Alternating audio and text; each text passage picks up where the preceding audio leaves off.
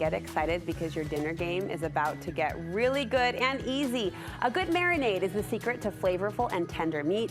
And dinner doesn't get easier than a freezer-friendly meal. These freezer marinades will be a weeknight dinner game changer to promise you've got dinner, well, in the bag. Tami Steggell has rounded up 12 of her favorite freezer marinades to share. So good to see you, sister. Good to see you. I didn't know you could freeze marinade. You can, and it's perfectly convenient. What a game changer. Yes. You say it's all about quick and also affordable. Well, yes, I really prepared these because I feel like I have a busy schedule running a bakery full-time, and I didn't think of the word affordable when I was planning it out, but I only spent $100 for all 12 of these meals. That is at least 3 to 4 months of, you know, every other week. And so I was like, wow, that is a meal under $10.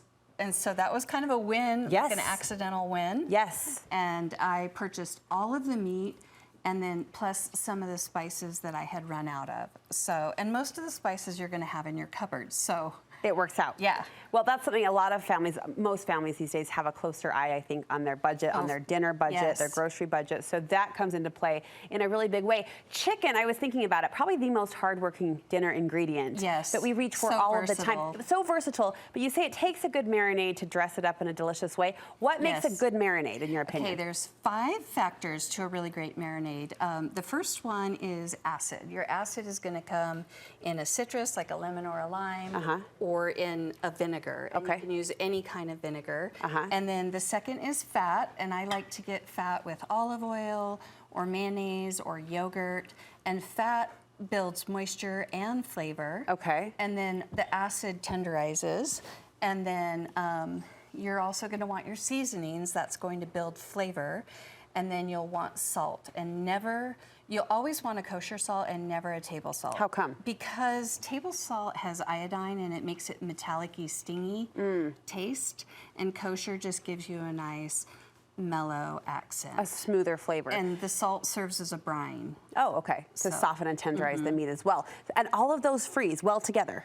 They freeze well together. And then the last thing would be sugar. Okay. So that could be honey, it could be brown sugar, it could be palm sugar. But a sweet source. Yes. Okay. And that is optional, but I always like to add sugar unless it's something like fajita. Okay. You don't have sweet fajitas. Okay. So. And always salt, even if you're going with strong seasoning. Yes. Okay. Always. Okay.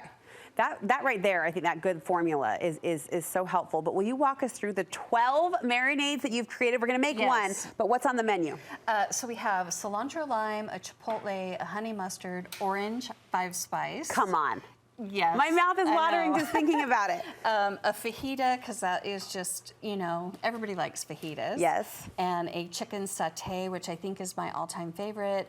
A Jamaican jerk, which is very spicy. Okay. But just a fun, different Italian Greek lemon, and then I can't read that one over Balsamic. there. Balsamic. A tandoori, and a Moroccan. Oh my goodness. And yes, I think I really like those curry-ish ones. Yes. And you can cut them into strips or cubes if you want to put them on skewers and grill them or pan sear them. Okay, so how would this work? I would take out a cube or a strip. I would put it in my pan.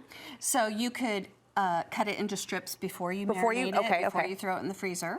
And then just put it on a skewer. Okay. And grill it. And get ready to go. Yeah. When I pull these out from the freezer, though, and I'm ready to use them, how do I thaw? How do I prep? So you are going to pull them out of the freezer in the morning before you go to work and do all your things, and just throw them in the fridge. Okay. Come home at the end of the day. Done. Voila. Done. 15 minutes. Oh my gosh. Okay, what one are we making today? So today we're going to do a cilantro lime, which is super simple. Yes. And we're going to put it in this reusable freezer pouch. Okay. And we're going to add, so we'll go through those 5 principles here really quick. Yeah. We're going to add, this is going to be a 1/4 cup of olive oil. Okay. I'm gloving up because you're gloved up. Is there something fun coming? Well, I just don't like to touch chicken with my bare hands. She's one of those. So. No, I get it. I get it. And then we're going to use our acid. Which is, this is 2 limes. Okay. Which is going to give you about a 1/4 cup. And once you know, I mean, you probably already do by flavor palette preferences, but once you know what your family loves, yes, you could just batch this. You could batch make this. What you know your family loves, or if you're like, you could build your own flavor. If you're like, oh, you know, I really like thyme. Yeah. And you just have to follow those 5 principles before you add your Little lime spices. juice on the camera. Are we good? We're good. I love to use everything fresh. Well, it just you hit know me. Right when you said that fresh, it was like, woo! So, Smell with the word. and then here, fresh garlic. Garlic. And this is cumin. Cumin.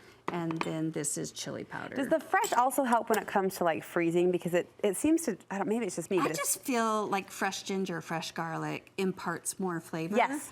And sometimes when you're doing curries, you're going to default to dry ground spices. But generally, wherever I can use fresh, I use fresh. Okay. So we're going to give this just a little bit of stir. And then I like to kind of add my cilantro at the end. So tell me how you doesn't feel get- about cilantro. You're a little generous with that green leaf. Yes. Well, if you don't like cilantro, use parsley. Okay, no, I love Some it. people don't like cilantro. It's that DNA gene we have that makes it taste like Isn't soap. that funny? Have you read up on that? It's kind of Yeah, interesting yeah. that you either do or you don't. I love it. I do and too. My husband hates it. Uh-oh. So That's how we feel about pesto at our house. So this is a reusable zip pouch. Yes. And then if you want to pick up a regular Ziploc, that is a freezer Ziploc. Now feel the difference in the thickness. Yeah. Can you tell? Yeah.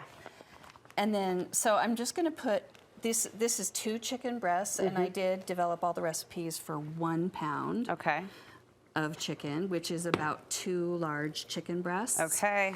And then they fit just perfect in these little zip pouches. Tami, this is so game changing. And you're going to want to throw it in your freezer right away. You don't Okay. want to like over marinate it before it goes into the freezer, and let all the marinating happen when it thaws. Okay. In your fridge. Okay. So here you have it. Your Great. cilantro lime I don't chicken. need to worry about distributing or squishing, gushing, making sure it gets all Yeah, coated. you do want to like make sure it gets distributed. Okay.